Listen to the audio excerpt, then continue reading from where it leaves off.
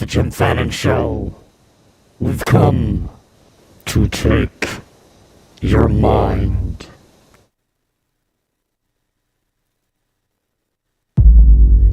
Am I still on?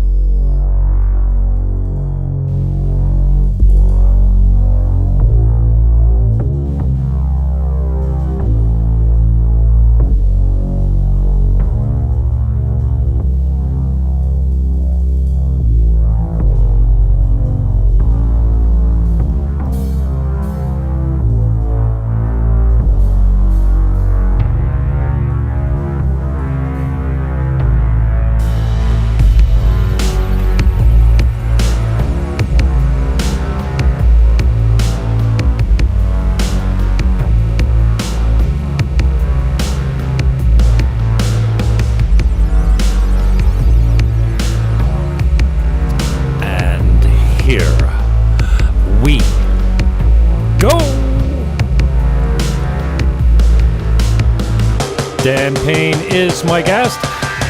He's probably looking at the description and going, what? A teacher, a pastor, a comedian? Anyways, Dan Payne is in the house. Buckle up and welcome aboard.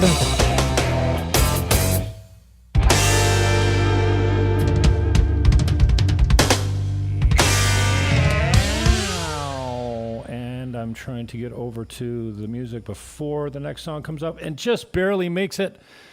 Dan Payne, you know what? I'm going to get to know you a little bit better, but let me start out before I ask you how you're doing, how you're feeling. Let me thank you. You've been on my lips lately, a lot lately. I know that sounds freaking ridiculous, but I've been talking about you a lot lately. And unmute your mic if you haven't done that already.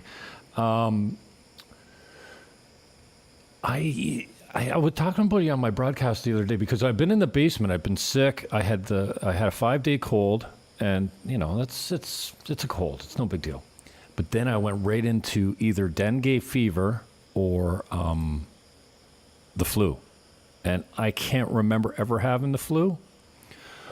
And you know what? I got some family members that are going through some stuff. I've lost a bunch of buddies. A guy in my complex died. Like, I mean, it's been, you know, we have our days when we're not feeling it. And I was having one of those days, and out of the blue, you text me, and we don't converse all that much. I'm praying for you, something just short and simple. I'm praying for you. I'm like, dude, you don't know. First of all, don't pray for me, I feel like saying. And I'm like, dude, yeah, thank you. I need some prayers right now, man. I am hurting, so thank you for that. I don't know. The universe, God, the Holy Spirit, whatever you want to call it. I don't know if we're going to go all religion today, but I know you're a faithful man. So I thought that was really good timing on your part. And then we had a decent conversation after that. So thank you for your time. Thank you for your prayers and for thinking about me. And it worked. It helped out. Even talking to you was great. So thank you. How are you, my brother? Well, I'm cold, which means I'm old. So, well, you're in Georgia, right? Oh yeah. It's 30 degrees, so it's not horrible. But you know, when you're getting up into the almost 60-year-old mark coming up this few months, so how many degrees is it? It's like 34 degrees right now. Oh, so you're close to freezing then. Yeah, it's cold enough, but you know, I love the cold. My body doesn't. We don't normally think of Georgia as a cold state, though. It's a southern state, no? Yeah, well, you wouldn't, but it is. Wow. That's the thing. It's like, you know, in Georgia, if you don't like the weather, just wait 10 minutes. Yeah, that's what they say about the DR, too. Just wait 20 minutes and it'll change. Yeah, here it can get really cold. It can get really hot. That's the thing about it. It's like you can't make up its mind. It's like Georgia's like bipolar when it comes to the weather. Okay. So. How you been feeling?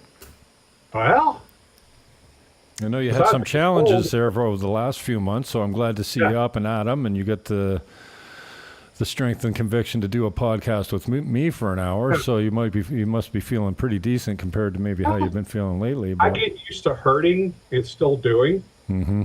That's the whole thing. Is I've had 7 spine surgeries, so you know I've got a lot of joints that are fused: front, the back of my neck, lower back, between my hip and my spine, all fused. and then had 3 more just because they had to remove bone spurs, plus knee replacement. I've had 25 surgeries or more total. So that's why I say when it's cold, I hurt. It's like I'm a freaking weatherman. I don't even have to look at the weather, channel. I can just go, okay, it's going to rain. Okay, it's going to snow. You must be a Left good, knee. you must be a great time at the airport going through the customs. I do. I walk through before I go through. I'm looking at them. I'm like, okay, it's going to go off, and you're going to see it's going to be middle back, lower back, and neck. I walk in my knee, and I walk through. They look at me like, said spine surgeries. So they have to pat me down and stuff like that. And I'm enjoying that. Can I do this again? I always like messing with them. But like over in England is where you have the most fun talking to them because Why? you can, Well, because they don't have guns. Oh, no, they do. But it's like they just laugh because it's like, my accent for one. But 2, because I walk in, I said, you're going to see it here. And they look at me like, what? And I walk through. I'm like, see? It's fun. England, they're actually quite fun. Now in the Netherlands, they scare you because they're all like 6'5", blonde hair, and you expect them to be part of the Hitler Youth, but they're not because it's the Netherlands, and they're not supposed to be like that anymore. But please don't put that out there because we're live. I love it. Just say it all, brother, and you can't take any of it back. Some of my guests, for one reason or another, will call and go, "Yeah, bro, can you take that down?" I'm like, no, I can't. Can you cut this part out? No, I don't cut. I don't edit. I don't take down. And you should have thought of that before you came on with me and said something stupid live on 12 platforms and 15 accounts or whatever I'm on. I mean, that's all right. No, I'm good. No, it is what it is, man. But I tell you what, they pulled me out of line. We're in line there, and they pulled me out of line and said, we need to check you more. So they take everything out of my suitcase and look, and they put it back in. I'm looking at them like, I'm a priest, okay? You saw the big cross on your thing. It's not a gun. It's a freaking crucifix. Now, I can beat you to death with it because it's like this big, but, hey, but... Yeah, it's amazing how a crucifix looks like a Star Wars weapon if it's big enough. It's like, right? You can either beat the devils to death or you can beat somebody to death and just say, hey, it's the blood of Christ. So learn me up about Dan Payne. I know you a little bit about you. We share a couple men's groups, and we've had some great times in those. Yeah. I got to make a better effort getting back. I had a schedule change in my life. I actually took a job down here that I'm not really willing to talk about right now, but like a real job for 6 hours every day, like getting up at 6 o'clock to be somewhere for 7:38 and work until noon. And, it's unbelievable. But, so I had to shift everything, like my Thursday morning's men's group. I had to say goodbye to them. And I was I'm a founding member. The thing's 15 years old at a central community church, and they do like a hybrid format. There's only a few of us that come in by Zoom, but I appreciate the accommodation. So I say goodbye to them, and there's the Monday morning one I'm going to miss too. There's every 2 weeks there that what's his name got me into. Dan or Snell? Yeah, Snell. I told him I got an opening for him in 3 weeks. 2 weeks, 3 weeks from tonight if he wants to come in. And then I'd like to get Butler on. I've already had Turner on. And if I could get Nicky Blue on again. Nicky Blue, I had on my radio show when he wrote his first book. We met up in Landmark, and when I was at 610 CKTB, I had him come down, and he talked about what was it called, the finish line or finishing to win or something like that. Yeah, Nicky's an interesting guy. But so I know a little bit about you. It's a long way of going around the block with the conversation. But, take as much time as you want. I'll put you on full screen so people aren't looking at me. And, start at the beginning, man. Start at the beginning. Tell me stuff that I don't know about you and how you can slowly bring us up to today's date type of thing and just hit on some significant pieces of your life. I know you're a guy that's really been open about your life, your struggles, and I even admitted to you, like the first time we met on Zoom, I'm like, whoa, dude, too much information, stop it. Like you were just an open book immediately. And I think that makes guys like us, some guys, I won't put us in the same category because I don't know if you're like that, but sometimes it makes us feel uncomfortable. Like, dude, I don't even know you. What are you telling me this deeply personal stuff for? Well, it's men's group, you jackass. So, anyways, take as long as you want to start off where you want and tell us about who you are, where you came from, and how you got to this point. Well, interesting story, lots of caveats. Grew up in Georgia, born in Atlanta, which basically means that I was born, when I was born in 64. So I was still in Atlanta while it was definitely still segregated to a point, still very much more like the old South. Grew up with parents who were wonderful, but, we're still mentally old South. I won't go much more into that, but you can probably figure what I mean by that. Interesting, I grew up in the subdivision and, halfway between the country and the city, which means that country folks think that we are city slickers and city slickers think that we're country. And, now granted, you could throw me in the woods and I could survive pretty much anything. I know how to hunt, how to fish. So I have that redneck in me, but I also know which spoon to use for coffee and which fork to use for salad. Or, I know how to lay that out. So I kind of like have both sides. So I kind of get along anywhere. Went to a high school at the time. There was a cow pasture next to it. Now it looks like a university. It's one of the best schools in the area there in Gwinnett County, Georgia. Graduated from high school. I was the only child. Went to Mercer University. That's where I got my baccalaureate degree. That was in human resources, which was, you'd think that was about human resources as far as insurance and stuff, but it wasn't. It was social work. So I went into social work for a while because I wanted to make the big bucks. And so I decided I wanted to do better than that. Instead of being social work, I went into teaching because I really wanted to make the big bucks.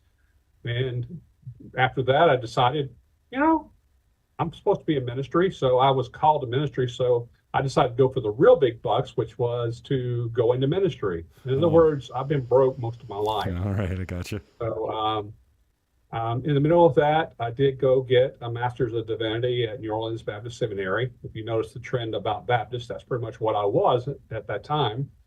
And after that, I was teaching at a independent Baptist college, and they encouraged me to get a doctorate, which I did. So now I'm Reverend Dr. Dan, which you just call me Dan. And just actually a couple months ago, I finished my dissertation. It was accepted, so I just earned my second doctorate through Portland Seminary, which is a Quaker school. So a little different between that and the Baptist. Whole lot of difference, but I really enjoyed that. That degree was in semiotics and future studies, which basically you could say is the church in the age of Google, or now what I would call it's the church in the age of AI. And part of the focus was to look at demographics and trends and help the church to be able to embrace those in order to, get more people to to come to the gospel. But that's pretty much it. I'm married 29 years. Wife hasn't killed me yet, which is a very good thing. I know a couple months ago, she said, Dan, I want a gun. And I'm like, oh, crap. And luckily, she doesn't know how to shoot one. So I'm very happy with that. But I'm like, honey, you could just poison me. It'd be a lot less painful. But no, she wants that because she actually is in a wheelchair now. And she does have a prosthetic leg and everything now. She lost it 3 years ago 10 days after having triple bypass. So she's pretty tough. But because her mobility is definitely challenged now while she's driving or whatever she's doing, she wants to be a little bit safe. So here's that American gun culture again. Let's get a gun. But, trust me, they don't call it Hot Atlanta for nothing. Okay. I say arm everyone. Yeah. And I'm big into using different weapons and stuff. And, I'm very much about weapons safety, of course. I tell my wife, just because you have a gun means nothing. I said, unless you are able to shoot the weapon while I'm standing next to you, yelling and screaming at you and slapping things, and making noise, you're not going to do it because, it's got to be more than just being able to shoot a target. That's the thing. Well, you got it. I'm about, if you can't shoot a weapon well, and you don't know how to handle it, you should not have a gun, No, period. because then And, then it would get turned on you, and it's a good way to escalate the situation rather than de-escalate. You know, you just pull out your gun if you're feeling threatened, and I mean, we see so much of this. Well, I shouldn't say so much of it because it happens far too often, but it's pretty rare, these school shootings and stuff like that. And you just, like, a good guy with a gun always takes the bad guy out if the bad guy doesn't take himself out. And I know you guys had another one, I think, in Iowa today. Isn't it strange how every time Trump gets some good news, a school shooting happens close by? yeah, it's and it unfortunately, I see that it's not about the ability to have weapons, even though having the access to it absolutely helps. Like if you have two evil people and you give them, here's your gun or here's your knife, they're going to grab the gun just because it's easier to kill. They both want to kill. That's not, and again, there's some mental illness there. There's never a time where there's not mental illness going on. I'm bipolar. I understand mental illness. When I tell people, especially in my family, hey, I just got diagnosed with bipolar, they're like, no, there's no way. Oh no, there's no way you could be bipolar. I'm like, what? I'm not going to be molesting kids. Now I am a priest, but that's a different story entirely. But no, I'm just kidding. FBI, I'm kidding. Okay. But no, I mean, they look at you like, because you're mentally ill. It's like, I had one guy, who I shot on a shooting team with. He looked at me and goes, now that you're bipolar, do we have any problems? I'm like, I was bipolar before that. I shot next to you for years. No, there's no problem. If there is, I'm going to take myself off the line. Because people don't understand mental illness. No, and there's so much stigma with these labels, you know what I mean? And, there's so much self-diagnosis out there, too. I'm OCD, I'm this, I'm that. And the first thing they teach you if you go through for psychology or something like that is you're going to see mental illness. You're going to see all these illnesses in yourself. Why? Because you have a little bit of all of them. It doesn't mean you're sick. It doesn't mean you need medication. But a lot of the kids come out of it going, oh, I'm OCD and I'm borderline and I'm this and I'm that. And no, stop it. Just work through your issues and stay off the drugs. I mean, drugs are definitely, handy when you got a chemical imbalance. But there's so many, it's like Russian roulette with the drugs, a certain one of them, especially the uptake inhibitors, you know what I mean? We throw them around a lot, and there's so many of them, and then they make people suicidal and stuff when they stop them and stuff like that. So I've been doing a new drug lately, which is actually, it's prescription, okay? And I'm not in Colorado, so it's not the same kind of prescription as some people have, but it's ketamine. And I've been doing ketamine therapy for about a month and a half now because my depression medication just has not been working. I've been having seizures, I went in the hospital. That's why my hair's short, because I was in the hospital for a week. They had to check. They test me for epilepsy because I was having seizures all the time. And they came back and said, "Oh, you're not epileptic." I'm like, "Great." And I said, "Well, I'm still having seizures." Like, "Well, we figured out what's the problem." And I'm like, "No, you figured out what the problem isn't." Yeah. But that's the problem with doctors is they diagnose you based on their specialty. And if they can't diagnose you, they're just like, "Okay, you're good." Yeah. And I'm like, "No, I'm not good." I asked them, I said, "What can I do?" They said, "Oh, you can go have cognitive behavior therapy. That'll help you." And I'm like, "I've been having that since 2009. It's helped, but no, I'm still having seizures." So I started, I've had 6 treatments so far with ketamine. And I will be honest with you, I've never been so high in my life. No. Okay. I mean, it's beyond stoned. It's like the 70s have come back to visit me. And this time I don't remember the 70s because ketamine it will mess you up bad as far as how high you are. But every time has been such a therapeutic, because it's a nurse that's with me and talks to me the whole, and monitors me to make sure I'm okay and stuff. They do blood pressure. So it's not just like you're, hiding in a corner. It's they have a nurse and a doctor who prescribes it. So it's, it's medically monitored. Can you talk about the dosage? I started out with 300 milligrams. Now I'm at 600. Holy shit! How long does that last? Let's see. I did a therapy Tuesday morning about 11:30, and I came off the main high. And when I say main high, it was about 1. So I mean, for about an hour, you're just completely I mean, you're Lucy in the Sky with Diamonds Oh kind of high. shit! I mean, you're Wow. just. But the weirdest thing was, you go into it with intent. That's one of the very most important things. Right. You go because it's there to help with dealing with trauma. Okay. And thing is, I used to have seizures about every couple of minutes. Now I have it maybe once an hour since then. I wasn't able to drive at all because I kept having double vision and stuff while I was driving. Now I'm able to drive short distances without it. And I actually drove for about an hour with my wife. As long as she was talking to me, I could drive. It's just when it's quiet, my vision just kind of gets crazy. And it's all goes back to what several of the doctors believe is called, uh, gosh, went blank here. Um, Functional neurological disorder, which is basically that the brain takes trauma, it takes stress, and it makes it become physical. Hmm. And it's almost like your subconscious is sitting there going, okay, we're going to do whatever we can to keep Dan safe. The way we keep him safe is to keep him home. Because if he goes out, he could get hurt. If he goes out and works in a church, he could get hurt. So your body actually does whatever it can to Hmm. keep you. And I've noticed it's usually called conversion disorder. Hmm.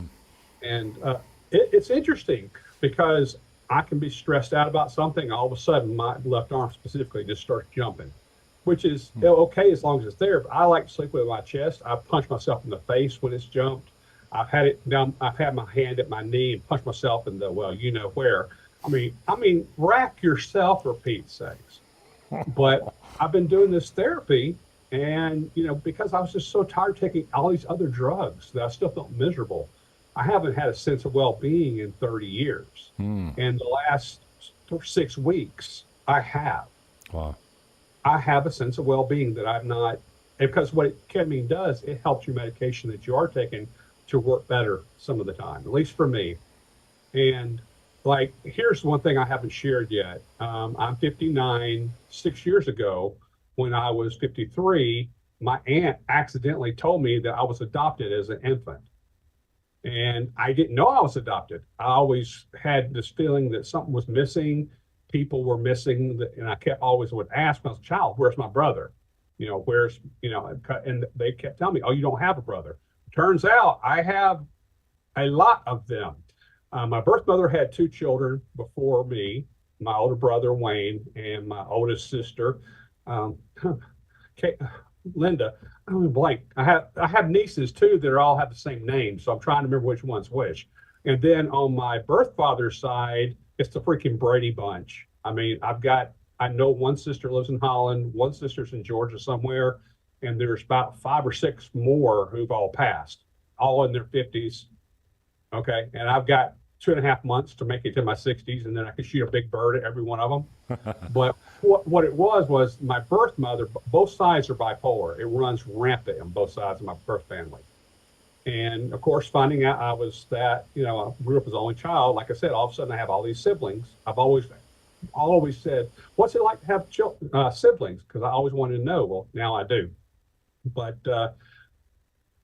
the trauma of finding out was one thing that was terrible, but it informed because most, if not all, adoptees have a lot of mental things that go on in their lives, especially like being deserted or given up or things. I had those things without knowing it. And they say that even children who don't know, like what we're called as late discovery adoptees, which is a large and growing minority of people, especially in the 60s, they kept everything quiet. So people my age who were given the DNA test as a gift, oh boy, I've had people call me already who said, "Hey, I took a DNA test and my niece is not, but only half my niece."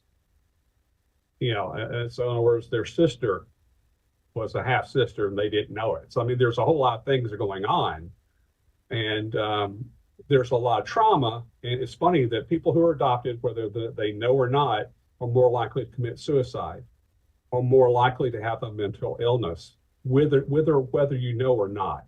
And so there was a lot of trauma there for me. Especially, I always had a problem with being deserted. I never knew why. I was always so terrified of people leaving, even if they were abusive to you or mean to you. instead of telling them to go F themselves, you hung on to them regardless. Okay. And that's a noted sign of children who were adopted that they just can't let go. And they're very compliant or they're really very rebellious. Me, I'm both. So that's what gets me in trouble is I want to be comply, I want to comply. And when I get to the rebellious part, I don't hang around, I'm gone. So that's why people who are bipolar specifically go through a lot of jobs because they're there because they love it until they don't. And when they don't, they're gone. They don't stay and try and work things out because that's the functional neurological disorder thing for me. I held everything in instead of telling people, from the pulpit to go, themselves and get right. I didn't do that. I would just, I would physically get sick without my choice of it, But anyway, the ketamine, the first thing I went in with intention of, thinking, trying to remember when I was adopted and trying to remember my birth mom. And for a moment, just a split second, I saw my mom and dad, the ones who raised me, and I felt a warm tear run down my face. And I looked up in my vision, whatever, and my birth mother was right there. And that was her crying as she was giving me up. And she said, I'm so sorry, I love you, but I'm too screwed up to be able to raise you. And that peace that I felt from that, I mean, whether it was real and that's really what happened, right. That's what my brain did. And that was the ketamine. I mean, the ketamine kind of takes the guardian, your subconscious, the id, whatever you want to call it, and it kind of pushes it aside. And it pushes it aside where you could deal with things that you normally would never even remember or you would not even want to get close to. And so I could, like I have a thing, it's a rough skin. And anything rough, like, like the sunflower, like our bee's nest, that shape, I'm terrified of it. But when I was, pretty much in the high of it, I came across that. And I mean, I hear God the whole time I'm there. I'm talking with the Lord the whole time, like Jesus. And I look at the bee thing and I'm like, yeah, okay. And so you can see things, you can deal with them, but you don't deal with them with the terror you normally would. And that's kind of like what ketamine does. Wow. And, I mean, I have not felt so at peace, like I said, in 30 years. And of course, 30 years ago, so I started, the bipolar really started coming out. So it sounds like you're kind of experimenting. Have you experimented with anything else like psilocybin or anything like that? We hear a lot of. Not yet. But now here's the funny thing. One of I would say my peers, not in my cohort at school, he came like 1 or 2 years later after I started my degree program at Portland. His doctoral dissertation was on using psilocybin and ketamine for treatment within pastoral Christian counseling. And when I heard that, that's what got me thinking about ketamine. And I started researching it for a couple of months before I even decided to, pardon the pun, pull the trigger. But I was like, I prayed. I'm still miserable, and I believe prayer works, but, sometimes prayer, can only make your subconscious do a little bit. Sometimes I've seen people completely changed by it. Me, prayer has helped me stay alive, but I'm still, I've still had this depression. I've tried all kinds of medication. I've just done all things. I got to the point where I'm like, it's almost like instead of insulin resistant, I was diabetic, not anymore, by the way. It's almost like depression medication resistant, that it wasn't working. It was keeping me alive. But my thing is, when Christ says, I came to give you life and life more abundantly, I think that sometimes he means the medications that he's made in herbal plants, natural plants. And see, that's what this ketamine comes from. It comes from a natural plant. It comes from a natural thing. It's not just manufactured high. Like psilocybin, natural. And a lot of people say, oh, Christians shouldn't be partaking of that. And I'm like, well, when scripture where it says, give wine to somebody for this and give a strong drink for somebody who is depressed. Oh, wow, it's telling us to drink. Oh, no, it's not. Nah. I'm sorry to all those, Christians out there who think it's a sin to drink. You're wrong.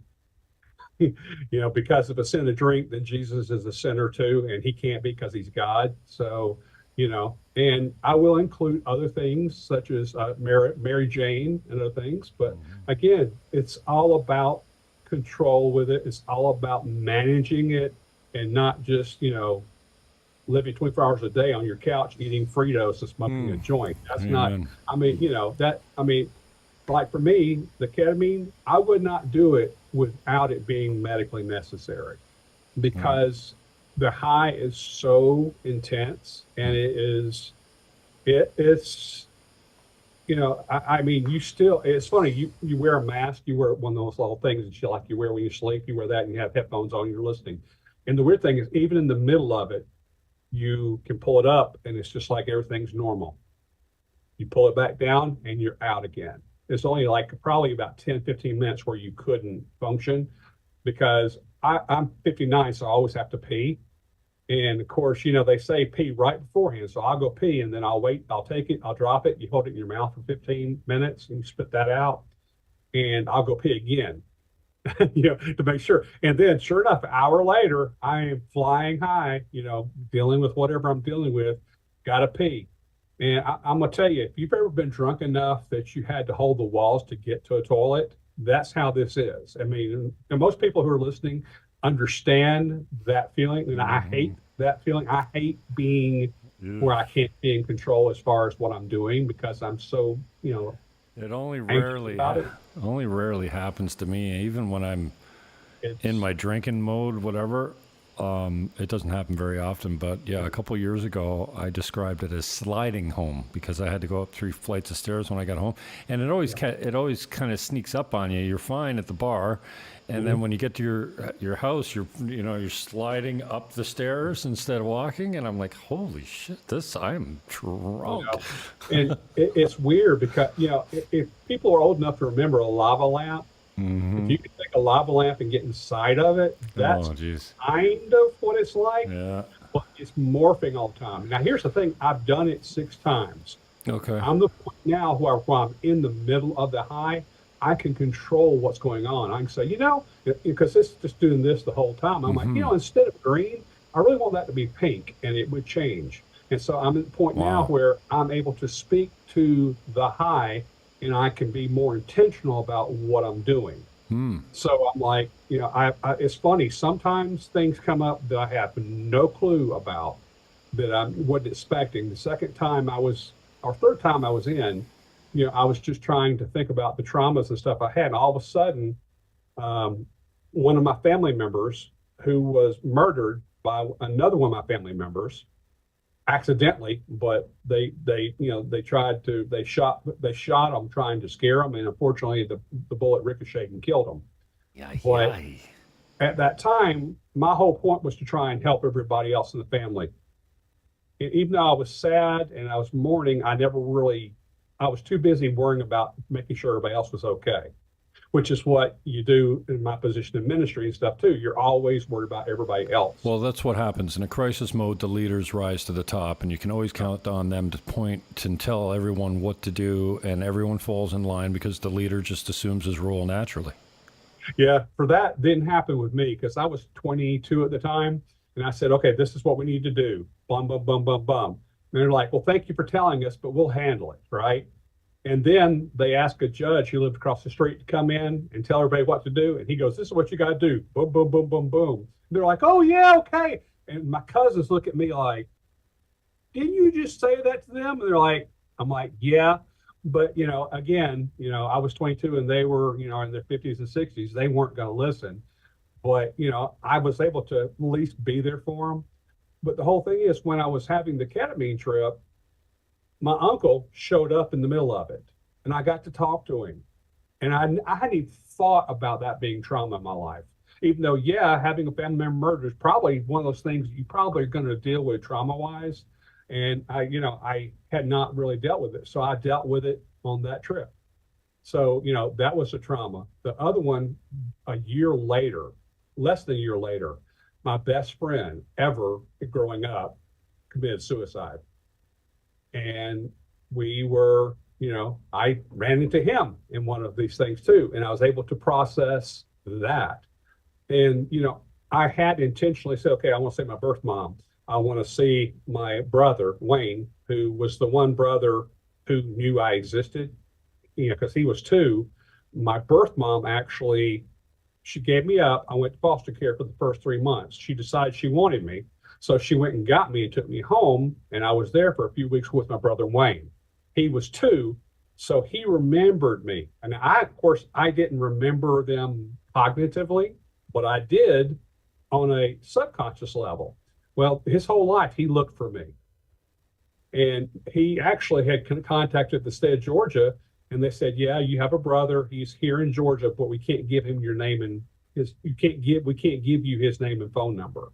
Now, he found this out probably November of 2012.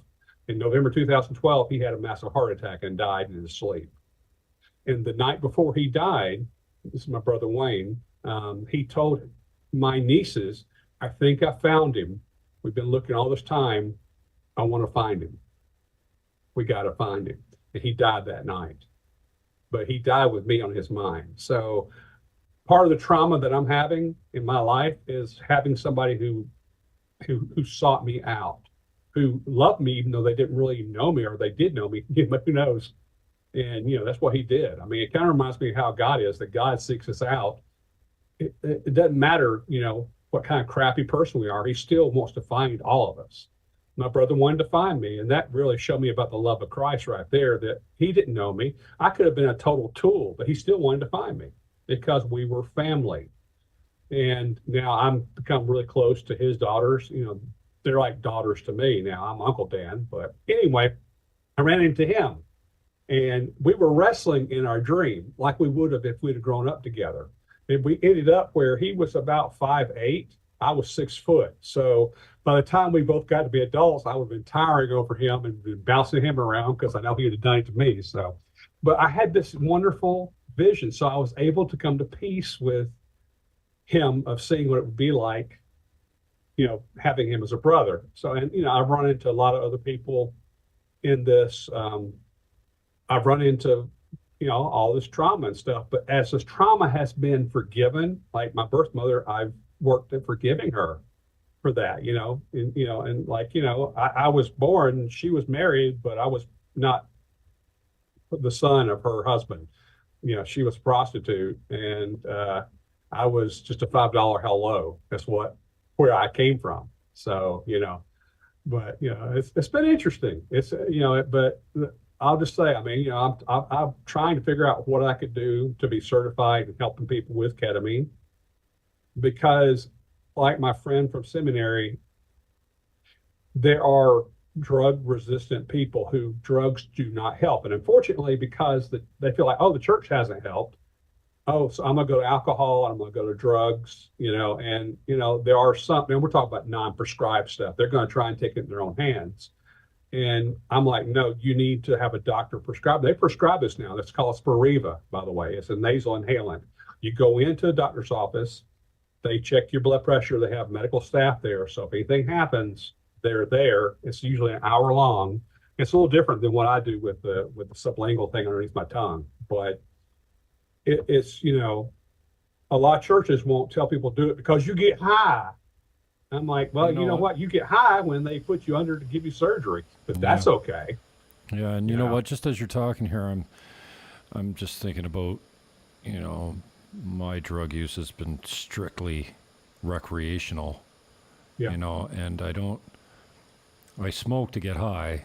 I don't drink to get drunk. I drink because I love beer and I love rum. And same here. I love beer. But like I said, I used to be Baptist. Getting drunk is just kind of a byproduct of consuming something I really enjoy. Even a couple of glasses of wine lately. I've been having a little bit of red wine here and there. But, this idea of using therapeutics or, these conventional recreational drugs under a guided medical procedure of, and also, I'm skipping over here, but they're kind of related.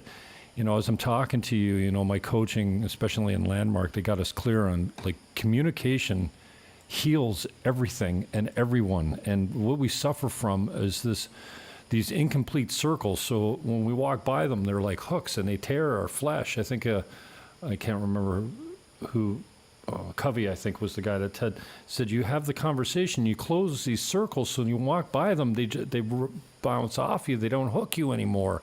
And sometimes it's just a matter of saying, I'm sorry, or hearing, I'm sorry.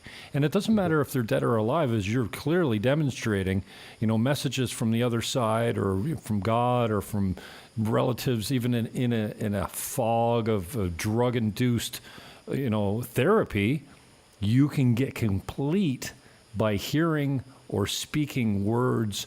And they coached us in Landmark, like, if they're dead, write the letter out and read it to the chair. Imagine them there, and when you're done, you feel like you're just cleaned. And so, it's kind of like a pop psych course, Landmark Education, or Landmark Worldwide, they call it right now, but I highly recommend it. But they have so many of these distinctions that changes the way you think about everything. But most of it comes back to communication, completing the circles, getting complete. They call them enrollment conversations. It's so powerful. I think if you've been in my men's group for more than a couple months, you've probably heard me talk about, and this kind of like playing junior Landmark forum leader, and they warn against doing that. It's like, pretending to be a spiritual leader when you really don't have your shit together. Anybody can be a spiritual leader, but this idea of take responsibility for the inauthenticity. So for my mother, when she had the conversation with me, she's like, you know what? All your life, I tried to make you like me. I was 20 when I had you. What did I know? I thought that's what I was supposed to do. Now you're 40, or I was 35 at the time or something. And now I'm realizing I've never supported you to be your own man. I don't know where you get your smarts from. Stop me if you're your father. Like, I think your Green Party's crazy. I think your Nature's Hemp things is nuts. And then, complete strangers come up to me and go, I'm voting for this guy. He's brilliant, and he's the head of the Conservative Riding Association, and I'm running green. And she's like, oh, my kid knows what he's doing? I thought he was just a fool, you know what I mean? So she said, I've never supported you your whole life. And the most important part of that conversation is the impact. Acknowledging the impact of your inauthenticity, your way of being that doesn't work for the relationship, the impact of that. And then when you get hypothetical about the impact, it kind of like I talk about writing all the impacts on little pieces of paper and ripping them up and then filling a tub full of them, so you're like theoretically soaking in the impact. If you invent impacts on you and the world after it ricochets across the pond, the impact should break you when you're talking to someone. And when you're getting clear on the impact, the person you're having the conversation with is wondering, what did you do with mom? What did you do with Jimmy? What did you do with the dad? Like, who are you right now? And then you commit to a new way of being, which in my mother's case was supporting you no matter what. And then asking for accountability, that's step 4. I'm a machine. I'm going to go back to my old ways of being. When I go back to being unsupportive, and right before she died, we're coming home from her radiation treatment. She says, Jimmy, I really got away from that whole commitment to support, eh? I'm sorry. And, usually it would be me poking her and go, hey, Ma, what about that support? Keeping her accountable. So the 4th part, so identify the inauthenticity, acknowledge the impact, commit to a new way of being, and ask for accountability on staying that way. And it's a powerful conversation. And I'm quite convinced, and even as I'm hearing you talk, and we're talking about this guided meditation on therapeutics, and then you getting complete with people, dead people that you've met in a hallucination, well, maybe not a hallucination, but a trip, nonetheless. I'm not offending you by mistitling what you're going through, but there's nothing that can't be fixed by getting complete with words. Is that crazy? Like, how crazy is that? Peterson puts it best. We think in words, and if we can't speak, we can't think. That's why free speech is so important to this guy. And I get it, because we think with our language. Anyway, I'm done. Just remember, words are still vibration. Even color is vibration. It's energy ultimately, but it's vibration. And, everything, that's kind of, it's not really what it means per se, but like when it says in the beginning was the word, it's not talking about a word like comes out of our mouth, but really the Greek there, it's almost, you can almost say it's in the beginning was the dancing. In the beginning was the celebration. In the beginning was the vibration. Because that's really what logos means. Logos doesn't mean like a physical word. That's glossolalia, which is a different thing. That's other words in the Greek, but in the beginning was the word. In the beginning was that vibration. Remember what it talks about in the Old Testament where the Spirit of God hovered over the water? You ever seen something hover? It doesn't do like this. There's vibration going on.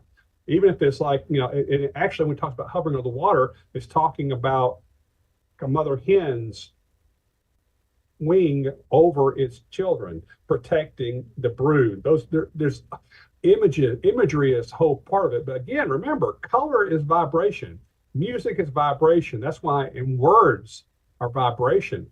And if you look at energy, it's little things of vibration. Now, something you said was interesting is like I do funerals for various people. Some are in the church, who we say they're Christian.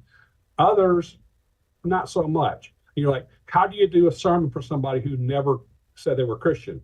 Well, it's actually kind of easy. I still use my Christian theology, but what I said is, a lot of times I'll say, for Christians, we believe that that we're in Christ, that we're going to live eternally. But I said, science also says that energy cannot be created or destroyed. It only changes form. And so therefore, the person who just died, they didn't stop to exist, they changed form. And that goes along with Christian theology, but giving people hope. And see, I believe that we change form.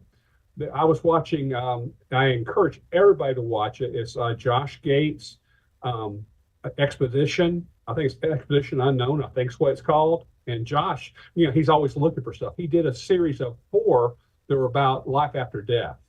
In one of them, he talked to a scientist who's measuring the room and stuff when somebody dies. And they've had some beginning proof that when the person dies, that the spirit doesn't disappear. In other words, they're not annihilated. They're still, I don't know exactly, I can't remember exactly the method. But we're talking about a scientist who has no Christian reason to see that what happens. He just does it anyway. But it's on Josh Gates. That's the first show. But incredible. But I look at science like a lot of people. I like talking to people who don't believe. I love talking to atheists. I love the question, where did God come from? Because I always give the answer, nowhere.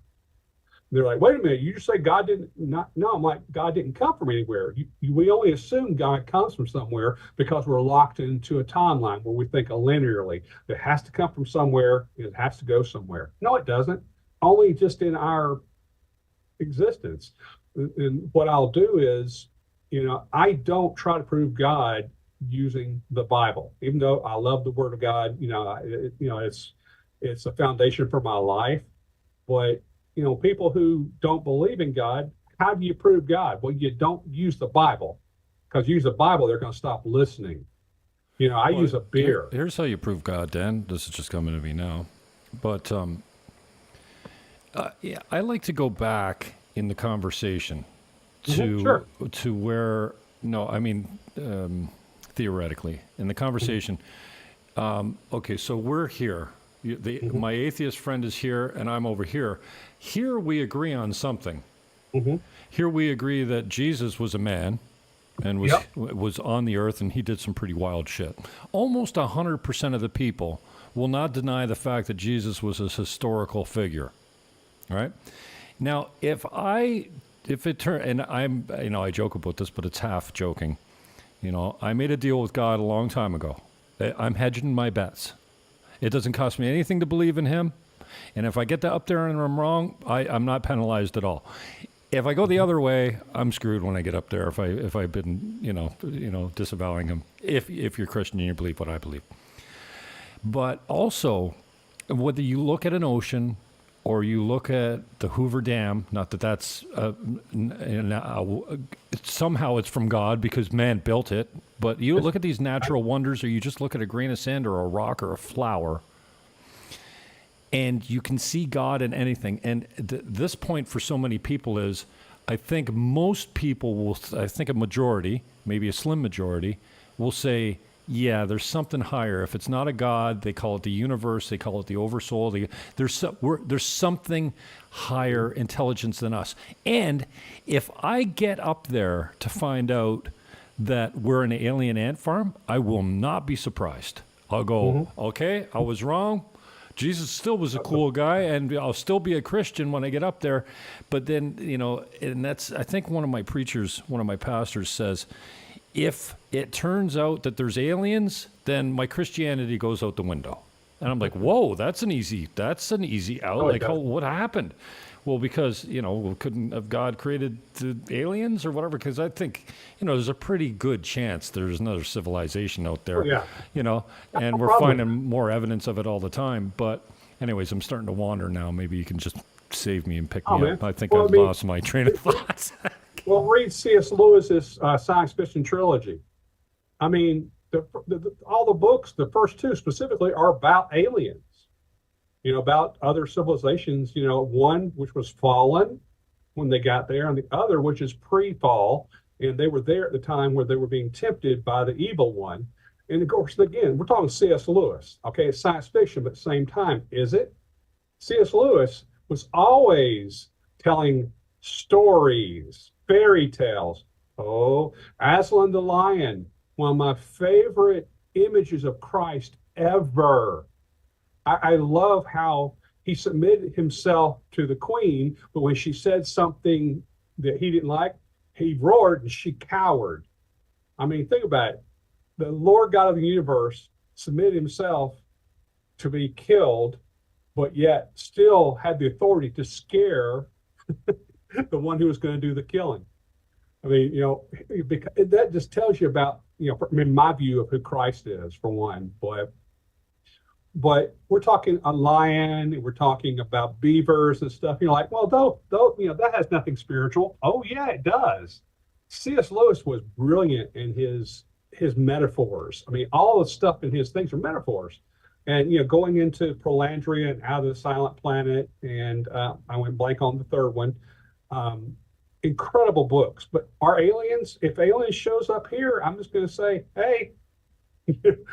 Just like I would somebody who was an alien from another country. It's gonna be. I'm just like, I don't care.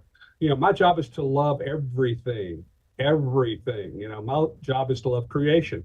Alien shows up. Guess what? They were created. There's only one thing. One person. Well, I think in Jesus, but one God is the one who did the creation. So therefore, there's not a separate creator for that. Ultimately, there's one creator. And people say, well, if the aliens show up, they're demons. You've been reading too much Tim LaHaye. I mean, I know God rest his soul, but here's the other thing that I think that backs me up is like, okay, so you want to go with the Big Bang Theory. What the statistical great TV show. You know what the statistical chances of some matter imploding and it creating human consciousness out of one-celled amoebas, and if you don't think there was not a magic force that guided that, even if it's real and scientific and you believe in how the universe was formed, there's no way that it could be done without a creator.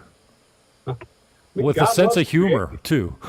Think about it. God loves creating. Like in Scripture, we read in English, let us, plural, make man in our own image. But really, when you look at the Hebrew, he's not making us an image, he's making us an imager. In other words, he's making us like him. He's creator. Why do you think we build these big skyscrapers? Why do you think we make art? Why do you think we do music? Because we're following in the footsteps of our creator. God was, and so that's the whole thing. And we're supposed to be making art.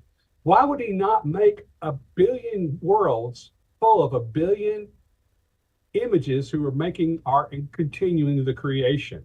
Because they say that the universe is expanding, right? Yeah, that's the theory. I think it's expanding because God's still creating. There are still worlds that haven't even been formed yet. that there eventually is going to be created beings there.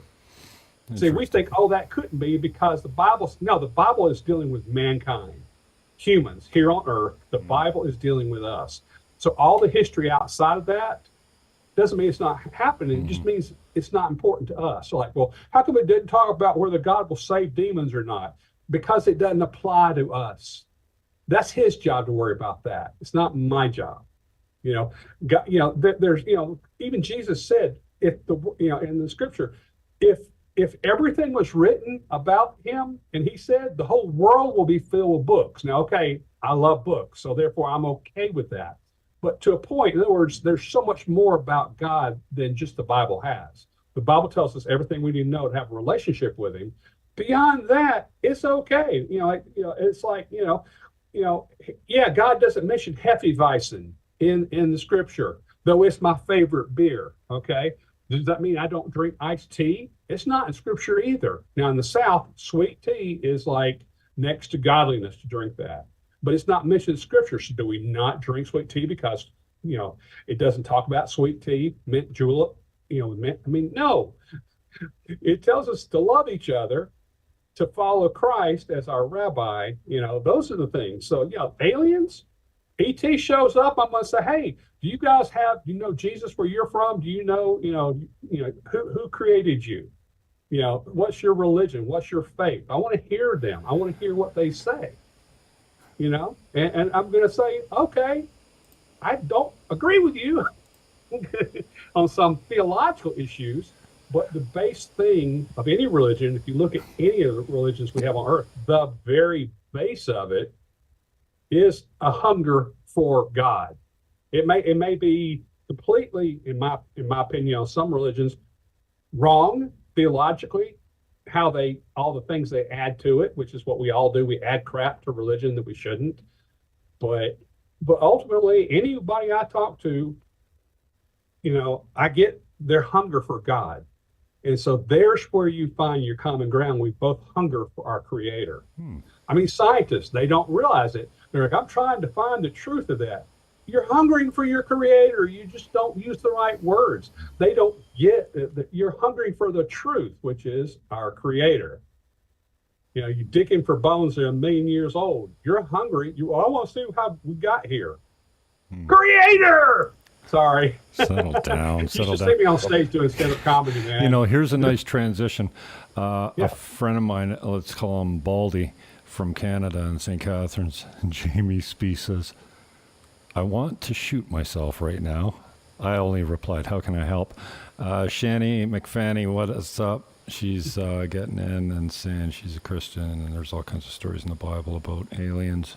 Savage One on YouTube says, I thought this was about listings in the DR. I said, not tonight. Turner gets in. Dan, you forgot to add Mariah Carey to music you hate.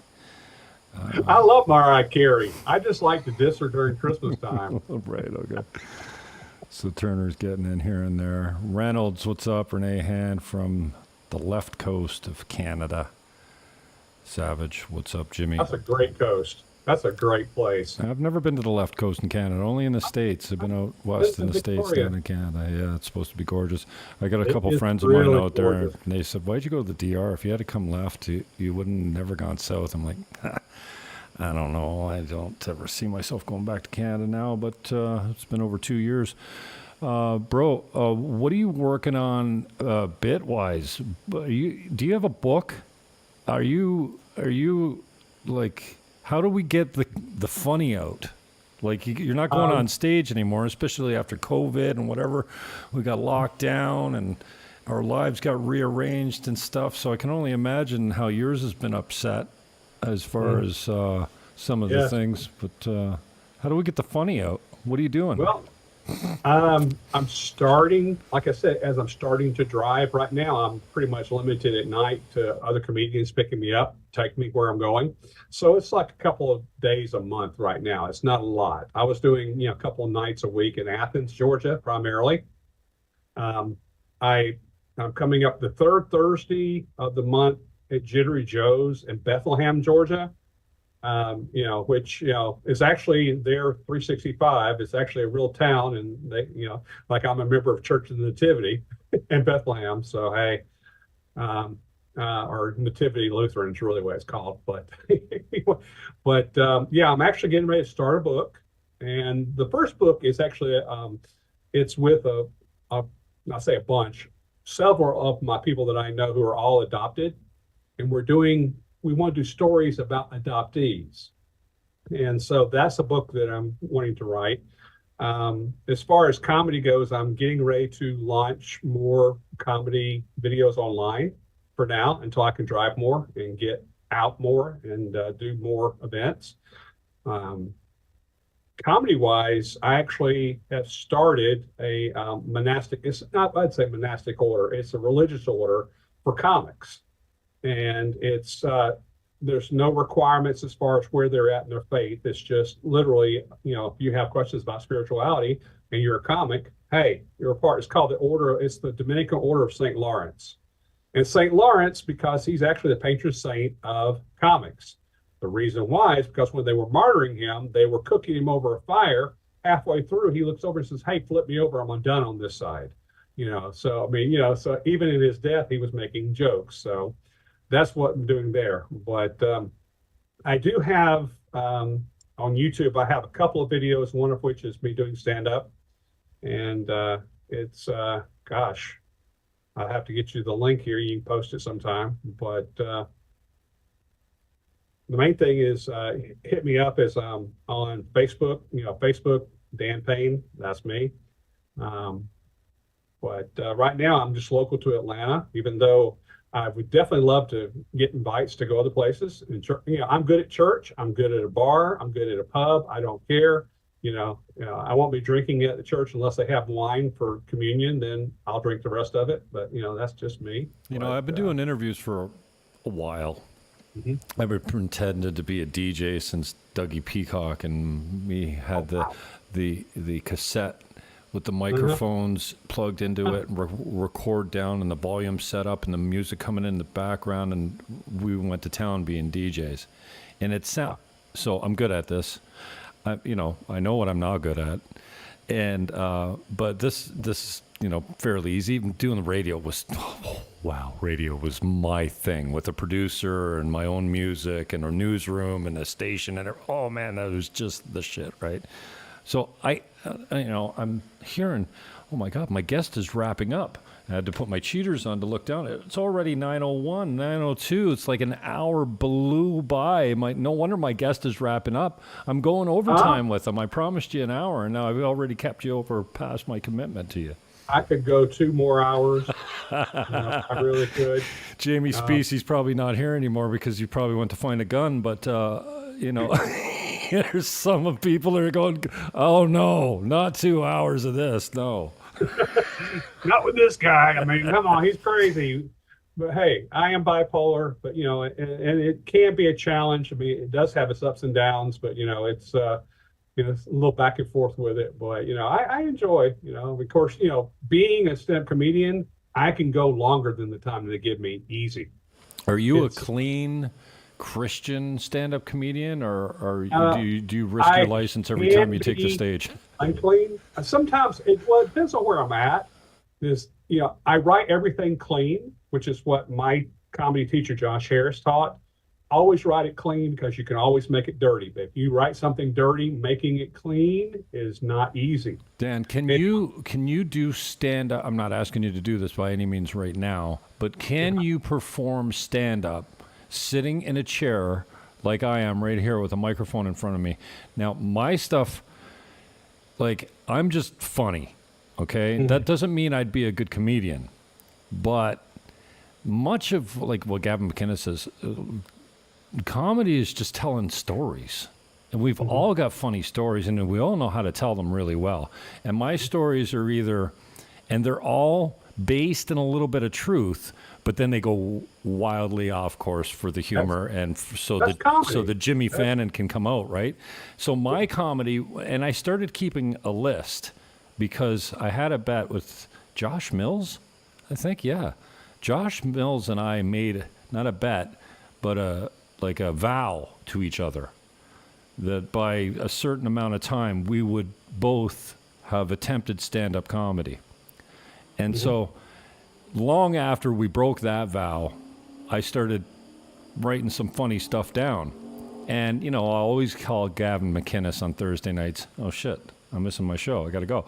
And run a bit on him, And one of them's, it's all out there. I've done them publicly, and my clips are out. But YouTube did take all of Gavin McInnes' stuff off YouTube. Like anything with his name in it. Not only, I had private stuff with no description, unlisted that they found. And it wasn't even his, I don't know how they did it. But they scrubbed everything he's ever done and everything I've ever done on his show as a caller as a result of it. They got everything on both my channel, on everyone's channel. But he always, talking about my stories are, the violent sex bit. So my stories are sex stories or toilet stories, to put it a little cleaner. Not toilet stories. They're great. And those are there's so many of them. And they're all hilarious. Well, it's part of my bit, one of my parts of my bit is I talk about having a colonoscopy for the first time. And I've done it in church and I've done it in a club. And the church I did it were all people who were over 50. So they've all had it. So it was funny to them. But I've done it in church where people were under 50 and who haven't. They're like, I can't believe you're talking about colonoscopy because you're in church. But it really, so in other words, I have middle school boys' bathroom humor is pretty much my thing. Even when I was doing sermons, I was interim pastor at church. I was doing sermons where you use illustrations of Brad and Janet, my friends Brad and Janet, and they had a friend named Frankenfurter, right? But I would talk about Brad and Janet during sermons. And I would look out there and there'd be 3 people out there just dying laughing because they knew exactly who I was talking to. I look out and go, sinners, and then I would just keep on going. Nobody had a clue that I'd just been talking about Rocky Horror Picture Show. My friends Brad and Janet broke down. They were lucky this guy was there to help them, and they served a meatloaf for meal and stuff like that. So if you've seen Rocky Horror, you get it. But my kind of humor, it's one of there are multiple levels to it. I've never seen Star Wars, E.T., the Rocky Horror Picture Show, and until about 10 years ago, I had never seen Deliverance.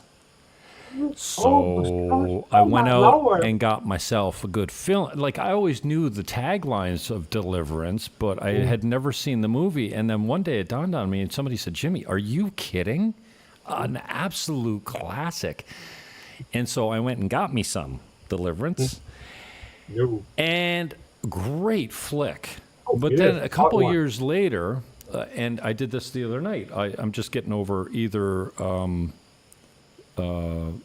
dengue fever or the flu, but I was sidelined 10 days. And I don't ever remember having the flu. Maybe as a kid, stomach flus and stuff like that, but I don't ever remember getting the flu, ever. Fun. And so I think it was either dengue or the flu. But anyways, I was flat on my back and cruising, looking for something to distract me on the TV. Pulp Fiction. I went in, and I've seen Pulp Fiction. I bet you I've seen it 10 times. But I have this keen mental ability to just forget everything that I've ever seen when it comes to movies, I guess. Because I did, at the end, I'm like, no. But all the way through, I got this big smile on my face. And anyways, I went the one day, years after I'd seen Deliverance for the first time. And again, I appreciate it. It's a good movie. And I didn't realize that there's only a few movies you can go back and appreciate again. And Deliverance isn't one of them. It's not a feel-good flick. The second time I watched it, I'm like, what are you doing? No, I'll never watch this again. It was great the first time, the concept and everything. But I really enjoyed Pulp Fiction the other day. Wow, that opening scene. I've never watched that movie. Oh, the opening scene with Travolta and Samuel L. Jackson is classic. They're just busting each other, and it's just meaningless conversation, and it's such a classic. So, yeah, it's like there are certain movies that I could watch 1,000 times. It's like Scott Pilgrim versus the World, set in Toronto. I love that movie. It's, I guess, any movie that breaks the fourth wall for me is fun. Like Deadpool, same thing. Just fourth wall. For me, my classics are Jacob's Ladder, Tim Robbins' first flick. What a film. Mm-hmm. Angel Heart with Lisa Bonet and Mickey Rourke. That was crazy, especially the ending is nuts. And I guess I got to put Pulp Fiction up there because what an absolute classic. But you know what? I'm so disappointed by new movies. If they keep me, I don't know, some comedian, Ryan Reynolds or something, his latest one that came out a couple of years ago, like it was really entertaining. You know, it was funny, and so it kept me. But the great movies have like disappeared. You know, there's the one I was getting to is anytime Fight Club comes on, yeah, I'll watch it with commercials. If I flick through and I see Fight Club, I'm done. I gotta watch it. Again, not a real good feel-good movie, but Fight Club's just another classic flick. It is really incredible movie. There's so much about it that, I mean, if you want to understand mental illness, that's one of the movies to watch. Amen. That one is absolutely incredible with that. And there's a lot of them that are really good with that. And, you know, there are some that aren't. Some of them. I like when you get to the end, and Jacob's Ladder and Angel Heart are both like this. You get to the end, and you're like, what? It's like a slap, and you didn't know what was going on the whole movie because it tells you in the end. Yeah, I like the endings when there's a twist at the end, and some of my favorite movies are those ones. Yeah, like I See Dead People. What was that movie? Yeah, I can't remember now, but I know exactly what you're talking about. Yeah, Tom Hanks movie. And then, isn't it weird how these movies can mean so much to you when they came out and when we saw them, and you try to go back to revisit them, and you're like, oh, jeez, what kind of culture was I living in for this to be classified good entertainment? Yeah, I can think of some movies I just adored when I was a kid, and I look back and go, now. But some movies that I was like, ooh, then I'm loving now, because it's just sometimes it really. Most people don't realize the movies weren't written for you or about you. It just happens that you resonate with it because there's something in it that we find ourselves. We find ourselves in that movie somehow. And it's like war movies. I would never want to ever shoot somebody, but I love seeing people get shot in war movies. Especially them dang gum Nazis. Shoot them Nazis. You know what I've been watching lately? It's funny you say that. World War II in color or something. It's a new series out. I think the narrator's the guy. Star Wars is another one I haven't seen.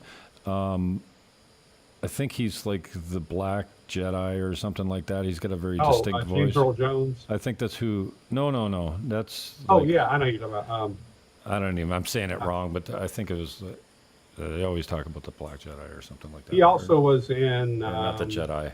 Gosh, different. Those machines. Samuel Jackson. Yeah, no, he's classic too, but anyway. But yeah, I tell you, I just love all that. Like, any John Cusack movie, I pretty much love too. High Fidelity is probably my favorite one of his.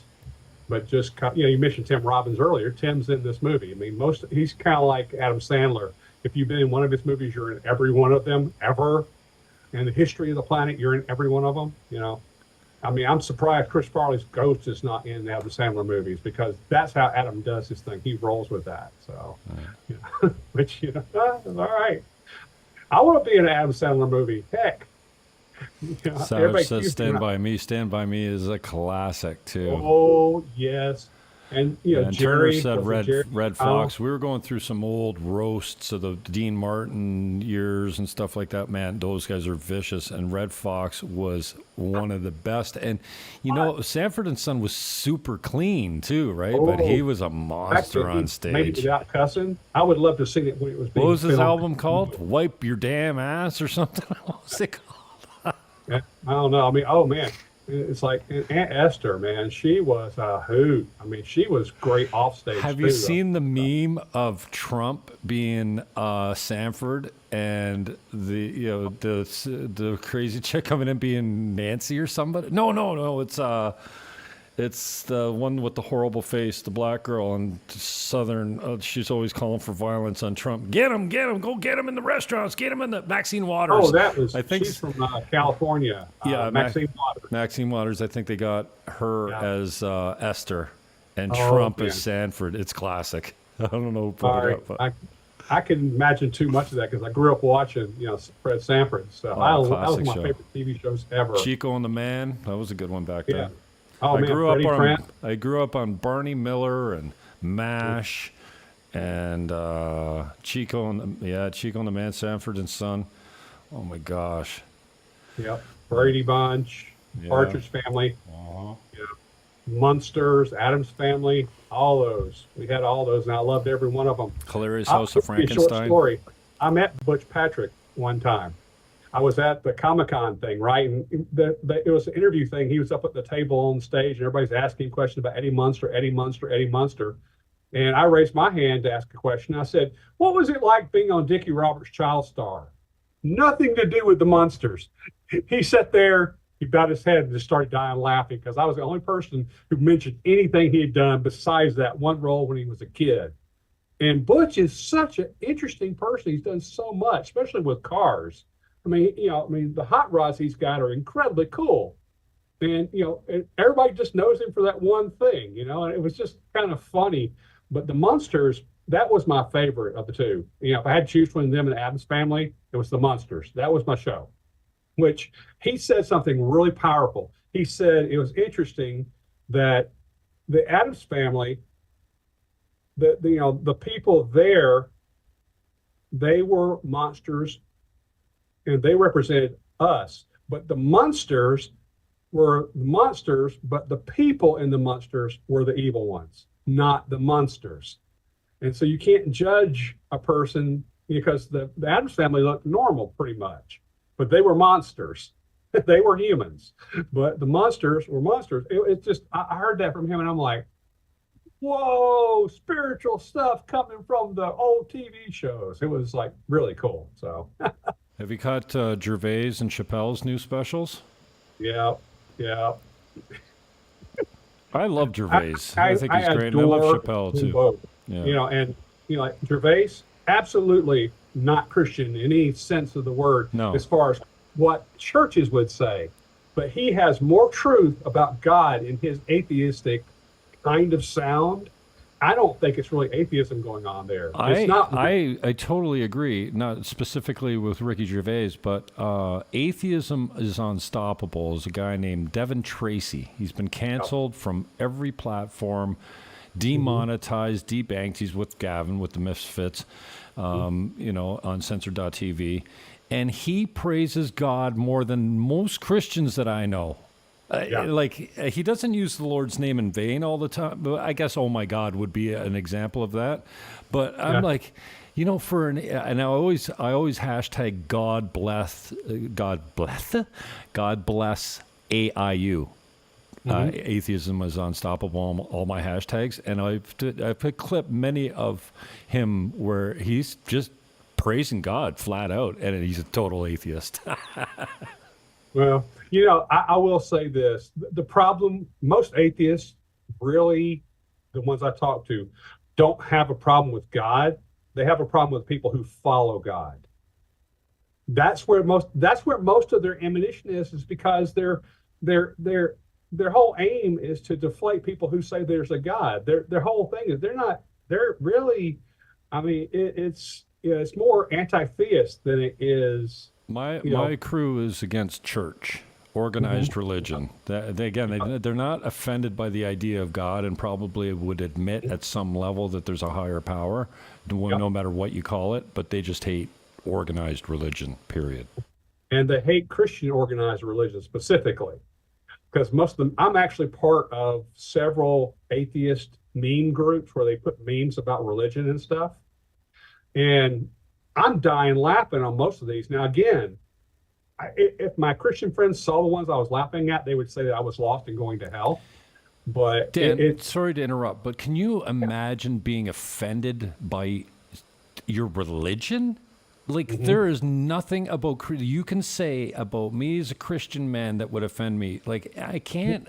There, in parts of the world, especially in these days, they're going to the grave over their religion. I don't care enough to fight over my religion. And I don't need to defend it. And there's nothing you can say to offend me. There's no image. I might find it distasteful, and but can you imagine being offended by your religion? It's just so ridiculous. Usually, if something offends me, I have to go back and look at it again and figure out why it offended me. And most of the time, it offends my belief, not my relationship. It challenges my belief system, and that's where most people get offended. Oh, you're challenging my belief. You made a cartoon about my prophet. Oh, I'm in trouble now. You made a cartoon about Mary. Oh, how you're going to hell. Oh, it's not. And it's like, did it really cause God to come off his throne? People say, oh, you're knocking God off his throne. You're taking God's throne. I'm like, yeah, no.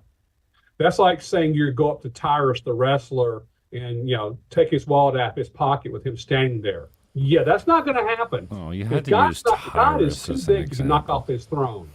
He's too big to be insulted.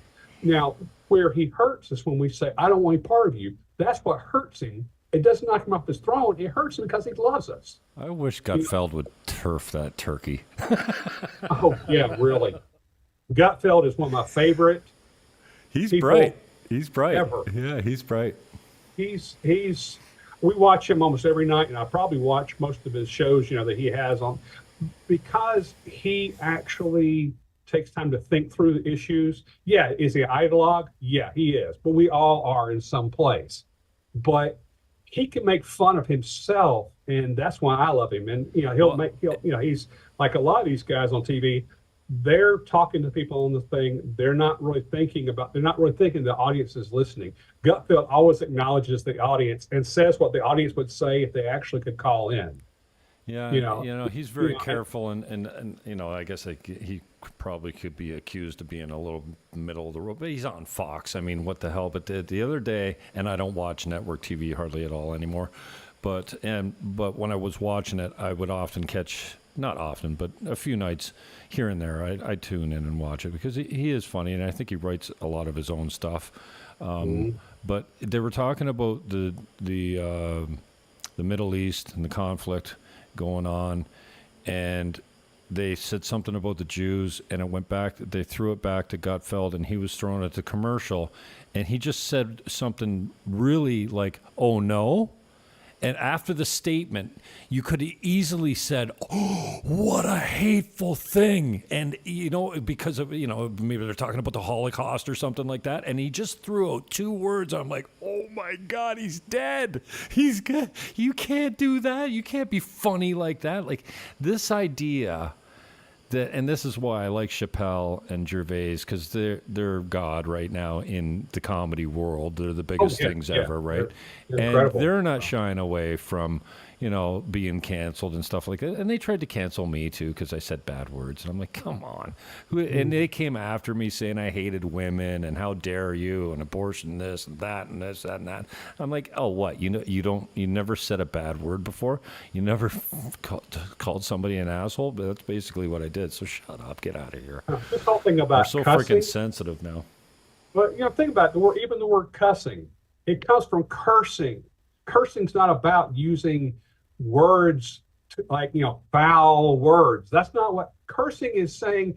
I hope you die and your children die and they get rabies, and you're putting a curse on them. When the scripture talks about cursing, it's talking about using, honestly, pagan ritual to curse someone so that their life is bad or so that their head falls off. That's a curse. A curse has nothing to do with saying, you mother, I didn't say it. That was a little experiment. I'm going to go back and run that. And I'm pretending now, but it's good for a little bit. That was an experiment to see how fast you could take Ricky Gervais and Chappelle back to scripture. Oh yeah, it was about 20 seconds, maybe 30. I can do that. Hey, I can take any comic and take you back to scripture because most every one of them comes from a religious background. At some point. I mean, Sam Kinison being my favorite one ever. Oh, wow. He was a preacher. He was a Pentecostal preacher before he got divorced. And when he got divorced, the church kicked him out, real Christian of him. And, he had to and he was good on stage. And guess what? No. And he was clean when he died, too. After all that nastiness, he was, sober. Yeah, he was, he was an incredible person. I mean, my abbot, who's actually my bishop in the order that I'm a part of, I mean, he was a stand-up comedian for years and years, and he What's got in this trouble. order? You need to explain. Sorry, you can get back to your story if you can remember it. But Dominican, what's the Dominican order? Why Dominican? Well, Saint Dominic. Oh, Dominicans. Dominican. I see. Well, Dominican, like it would be like you got Dominicans are unlike Franciscans. Franciscans cloister. They go into like they have like a monastery and they stay there most of the time. A lot of the different monastic orders they stay in a cloister. Okay, you got to slow down. Monastic order. Monastic order, like if you go like there's a religious order near here in Georgia. It's the cathedral. I think it's Cathedral Holy Spirit. I can't remember exactly, but there's a monastic order there. You can go there and you can see all the different monks there, and they go to a place and they stay, and they all live in a communal environment. That's a monastic. That's a monastery, and their monastic order. The Dominicans are monastic, but we're called friars. A friar is somebody who travels around and goes to various places all the time. They don't go to a cloister. They will cloister. Cloister means they're just coming together. But, we will do that once or twice a year. We'll all come together and hang out and whatever else we're doing, drinking, whatever. We do that quite a bit. But the friars, that's why I said the order for comedians, they're also called friars. What do comedians do all the time? They roast people, okay? So there's a lot of play on words. That's why it's the Dominican, but also because comedians are always going everywhere. They're itinerant ministers. I mean, every comedian, even if they don't realize it, every comedian is a minister because they're helping people laugh. And laughter is laughter is part of creation. That God laughs. He laughs at us, but it's actually a fun way. He's laughing. Like you look at your children and they do something stupid. You're like, you moron. But you think it's funny. You shouldn't put that little spoon in the light socket. You shouldn't do it. Eat. But you won't do that again. And you're laughing at their stupidity, but you're also feeling because you did the same thing. Now God's a little different, but God laughs at us when we just, when we do dumb things, sometimes he probably laughs like, oh, I burned the chicken. God has a way of laughter, but that's why he gave us laughter. And comedians are probably, and now I'm going to get in a lot of trouble with this. Comedians do more for society to help heal them than most preachers and poets ever do. Oh, really? Okay. You're really putting yourself out there, Dan. I mean, how many people are saying I'm going to hell now for that? But, but because, again, there's times where laughter is not appropriate, but there's never a time when it's not appropriate. I mean, and I've been guilty. Every funeral I've ever done, they're all laughing, and I'm like, why are you laughing? This person's dead right here, and they laugh more. I've said that before, and I'm like, oh. Because the whole point is for them to laugh. I mean, the dead person, they've gone on, they're with the Lord. They're okay, But again, I told them it's okay to cry. It's okay to yell and scream at God for this. It's okay to do that, but we have to get back to laughter because what we're doing, we're laughing is we're breathing. It's actually getting those things out. It causes catharsis. It helps us to heal. What better way to do something than to heal people with laughter? And, that's what I do. I mean, I get up there and I act a fool on stage, I act out walking to the bathroom after doing ketamine and holding on to the wall and they're dying. They're like, here's this minister who's talking about being stoned on ketamine. I'm like, well, yeah, okay, it was prescription, but still, But, I take my real life and lay it out there. I mean, talk about colonoscopy, okay? Talking about getting lost in the Vatican and using a bathroom that I realize is the Pope's. Now, I really didn't do that, but, like my joke was there, it's like Europe, the bathroom scene is so weird. Everywhere you go, you flush a different way. And I had to go to the bathroom in the Vatican. So I was looking and I got on this elevator, the guy told me to, and I ended up and there was this toilet. It was really beautiful. I had a lot of crosses. I used it, but when I got up, there was no place to flush it. And I'm like, I realized it was in the Pope's bathroom. I'm like, oh, Lord, please help me, Lord. And as soon as I did the sign of the cross, it flushed. So, so this is how I use religion, okay? This is how I think about faith, I really wasn't in there, but I will say the British toilets are the hardest to flush, especially if they have the 3 shells. Shit, but anyway, I won't go there anymore. I got to get out of here, man. I really appreciate your time. Dude, there's 2 times in my men's group where they make me feel like I'm not special. I love that because those are my boys, right?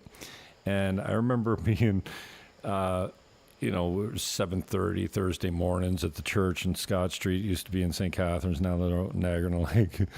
Me coming into men's group and confessing that I said, God, if you're there, and then I went, what the what did I just say? Like, I was so hurt that I had questioned his existence for a second. And I came to, and I confessed to my guys, and they're like, dude, what the, you're not special. But they would never say that, but that's always how I felt after they would just take 2 sentences to explain it to me. And then I remember passionately saying, what the fuck, or something to God. I'm like, oh, I swear when I pray too. I didn't know that. That's real prayer right there. I just started getting better at praying for thank you, because usually it's when I'm broken on my knees and I have got nothing else. You know what I mean? It's like he's my last resort. But now I'm way better at going, thank you. Got you. I love you. Thank you, brother. I mean, think about it. If a 3-year-old called you a dummy, would you be hurt by it? No. I love my if a 3-year-old cussed, you'd be like, oh, you shouldn't cuss, but then you would laugh because the 3-year-old cussed. What do you think God's doing for us? He's so much bigger than us. We're like a 3-year-old to him. He just laughs at us and goes, I just thought of a really bad joke. He's, ow, I hurt my scar. But I'm going to go to hell on that one. I'm sure. Good. All right, there's a hard cut, man. That's a hard cut. We take ourselves so seriously Yeah. about, offending God, and we don't. I mean, but the fact that you're like worried about it tells me something. 90 minutes, brother. Nice job, Okay. man. That was a good time.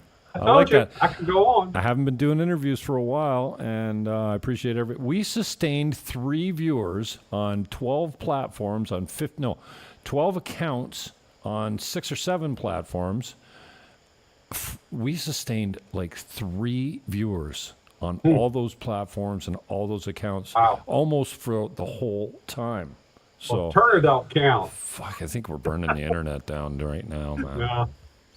Anyways, I love you, Wow. brother. Thanks for taking the time. We'll do a follow-up so we can get into the book a little bit more, and maybe we'll bring Turner on one night. Maybe we should get a few of our... What I'd like to do is get one of our little men's groups to commit to making it public and just doing our guys thing publicly. That'd be fun. That would be. And I will control the mute mic so I can turn Turner off anytime I want. Oh, Lord have mercy.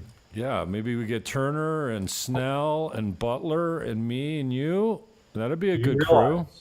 All right, let's organize that. That'd be a good time. That would be. Well, I appreciate everybody listening, and thank you for inviting me. Yeah, you're welcome, my brother. I appreciate the time. That's 90 minutes. It flew by pretty quick. For some people, it seemed more like a couple years, but that's okay. I've been in the basement. I haven't been doing a lot. So thank you I want to acknowledge you for the inspiration of just get me to commit to doing something, because, there's something for everyone in a conversation, and people come in and out of the conversation. Some people maybe watch the whole thing. Thank you. I'm glad you found it interesting enough, but thank you to you, Dan. I mean, out of nowhere, you're like, I'm praying for you. I'm like, oh, damn, can you take a call? Because I need to talk to a guy right now. And that's when I was going through the thing. Yep. And that still hasn't sorted itself all out. But whatever's meant to be is meant to be. And I've just got better at going, okay, I did not plan on coming down here. I came down here with 3 weeks' notice, sold very little what I had in Canada, and left seemingly for good. You know what I mean? And I didn't... that's not my plan. Like, I executed it, but it just opened up, and I don't know what I'm doing here. And, every day I get a little more glimpses of what I'm doing here, because I make differences, just by saying hello to some people that, whatever, just being a guy. But, and then, the thing I called you about, that was deep and emotional. And yeah, at some level, I'm making a wild difference for really important people on this planet. You know what I mean? But Yeah. You know, I didn't leave with this whole idea. So yeah, I've gotten. Anyways, I'm taking a long way to acknowledge you because, like, conversations are important, and you know, I don't know why. You know, I remember doing a show with Dan O'Shea. He's the business end of My Son the Hurricane, which is a pretty popular band from where I come from, and they're getting pretty big now. And I did an interview with him, and I'm like, well, that was great. And G, a friend of mine there, who's a band leader from another band, he was running the camera, and he's like, Dano's like his hero, right? I'm like, well, that was great.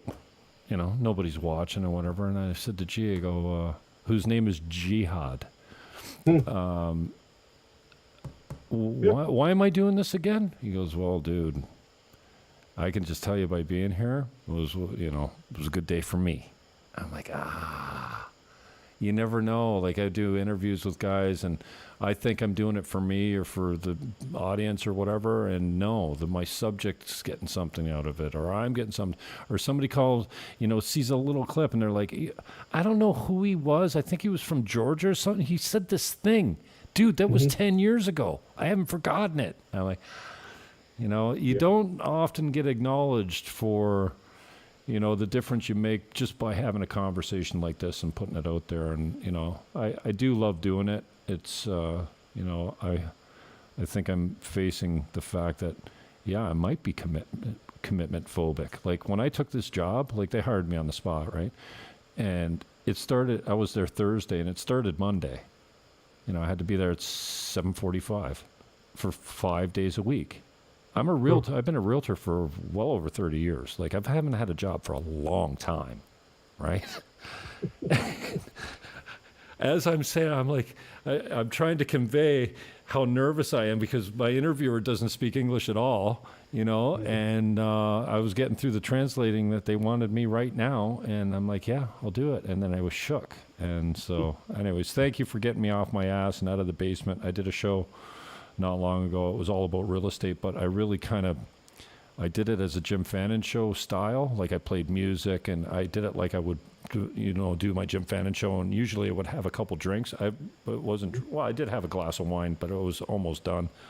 I did an hour, and it was kind of like a cross between real estate and the old Jim Fannin show, like funny and loose and stupid, and and it was all about real estate. And ever since I've done the show, like, I've been in the basement for 45 days. I haven't broadcast for almost 2 months, probably, in addition to being sick and whatever. And I can't stop going around shaking my head, feeling embarrassed that I let my real estate channel do something like this, or do something, that was really loose and silly, because, I'm here for my own pleasure. When people understand that about me, that's all you need to know. I'm funny. I think, Jim Rome always says, if you think you're funny, you're not. One of the greatest sports broadcasters ever to live, Jim Rome. Love that guy. Oh, yeah. Anyway, so I turned into a little monologue at the end there, acknowledging you for getting me off my couch. But I appreciate it, and it was a good conversation. It flew by, and I think we should do it again. And if nothing else, we committed to doing a guys group, public guys group. I think we can get those boys to agree to that. But it would be awesome. I'm going to work on Snell for 3 weeks. Dan Snell. Next week, who have I got on Thursday? Oh, Mario Dragos is a realtor on the South Shore in Punta Cana. He is fire. I call him a machine gun of knowledge. Specifically, he's good with the Spanish language. He's Romanian, but grew up in New York City, and has been here for a long time, and just entertaining, bald, tattooed head to toe, and just a fierce personality. The language, and the language makes sense. I'll break it because right now. It's Romance language. So, going from Romanian to Spanish is not as hard as you'd think. Yeah, I think Romania, I'm pretty sure. But anyways, he's starting a law firm. He's already started a law firm. He's and I'll break the news now for anyone that's watching, but Dragos is actually creating a podcast as well. His creator talent is off the charts, and he's, again, just silly and loose and swears, and he's just Mario Dragos, right? And I love love that. guys like that because like it doesn't matter where you meet me. I'll tone it down for the kids or for a pastor or whatever at church or whatever. But you're always getting me. There's no, and it's just like this, basically. So, anyways, thanks for the opportunity, and something good came out of that. Maybe I'll send a message to the WhatsApp group going, we booked a date for you guys. Maybe we'll turn. Well, I shouldn't do that to Dan because I told Dan I'd have him one-on-one in 3 weeks. So maybe we'll make it 4 weeks at the end of January, the last Thursday of the month. We'll try and get the 4 of us or the 5 of us on here to bullshit each other for an hour and a half. That'll be fun. Yeah. I love it because I'll be 12 hours ahead. So I won't say exactly when I'm going, but I will be going to the UAE here in within the next 2 months. My wife and I for her school. Yeah, she's working on her doctorate in business administration, and they have classes there for a week in Dubai. So nice. Have a good time. Safe travels, man. Good to see you. I love you. Thank you for the time, and I think I got time to catch the last half hour of Gavin McInnes. There you go. Hard cut. We're out of here. Peace, All love, and hug your neighbor. All right. Peace, bro. All right. So how do I do this? End you here. End all meeting for all. No, don't take me. No, you hang up. You hang up on me, because then I'll leave my camera up. I can talk to my people one-on-one before I go. All right. No, all right, man. No, you Have hang fun. up. You. All right, I'm hitting the leave button. Go. See ya. No, you hang up, not me. No, I don't want to. No, you do it. No, Let's just I don't fall want to say asleep goodbye. like this. I don't want to say goodbye. I've done that before. Woke up in the morning and you hear somebody snoring on the other line. You're like, yep, don't want to date them. They're snoring. Nah. Hey, have a good one, bro. All right, brother. I'll see you on chat. All right. Sounds good. Thank you. Oh, don't. No, you go. All right. Well, that's how you do that. Thank you to Dan Payne. I never have an agenda when I come out here, and I apologize to Savage if you're still with us. Thanks for hanging out, because the Dominican channel doesn't always broadcast stuff like this. But I just left all the accounts on. I've got 3 accounts. TrueTube's even going on YouTube, I think. I got TrueTube, Jim Fannin, and the Dominican channel all going at once on YouTube. And then there's 2 accounts on, maybe 3 accounts at Jim Fannin Live. Is the only place I can do a Jim Fannin show live, because my other 2 accounts, the Jim Fannin show account, which I got back from Elon, and the original at Jim Fannin is back, but it won't let me broadcast live there. So I have a live only account that lets me go live, and that's all there is lives there. So that's at Jim Fannin Live. And at Buying Dominican Live too on Twitter normally. And then D Live and Twitch. I see some Twitch conversations here. Jim Fannin Show. Are you afraid to question the existence of God? Of a God? No. I'm good with it. I love conversations that question the existence of the Almighty. Who is this? I can barely see. My eyes are at a point where the cheaters are better, but my distance glasses aren't good enough. They used to be good. My distance glasses used to be good when I was trying to look here. Paco?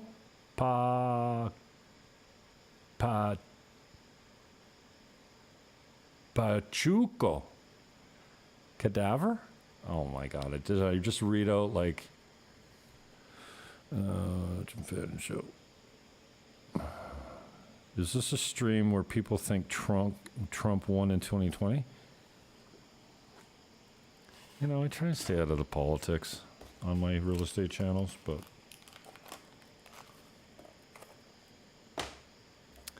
democracy is dead in the United States. Let's say that. For 4 years. All right. Peace, love, hug your neighbor. I'm out.